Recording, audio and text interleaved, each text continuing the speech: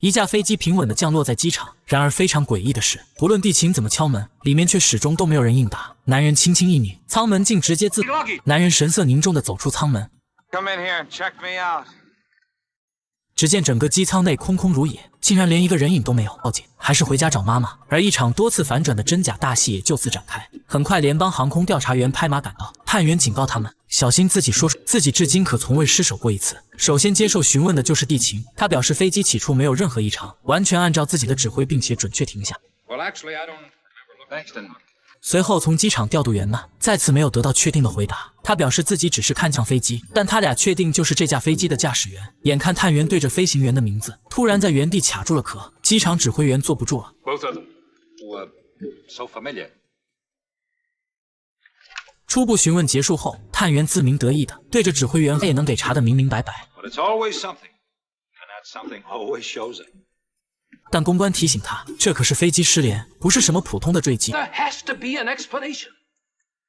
众人连夜来到飞机前寻找突破，七口八舌下开始了各种无法自洽的推导。媒体舆论的压，很快敏锐的探员就发现了异常。难以置信的是，直到现在，机上100多名乘客的亲属竟然还没有任何一个主动前来询问，径直跑进机舱。这一排排棕色的座椅，显然和地勤人员刚刚描述的蓝色不符，而旁边的指挥却告诉他，自己明明看见的是红色。接着，探员又让大家依次念出588. Hey, Robbins. 80475的微笑，因为他很确定，大家正经历着某种类似催眠的群体暗示。当有人开始提起了在机库里有一架今早已经没有统一描述的，这也就是为什么大家对座椅颜色和飞机编号的回答却会各不相同。Don't you understand what I'm trying to say?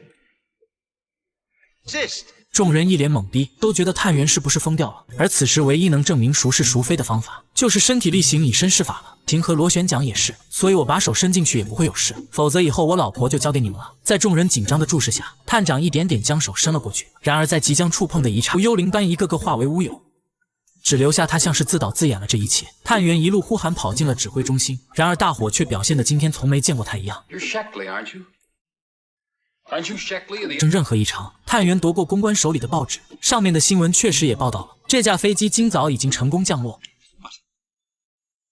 You never missed a flight 107? 这时指挥员终于恍然大悟，原来探员一直苦苦，而当时的调查员也正是他，并且那架飞机的失踪至今还都是一个谜。Haven't been licked on the case yet.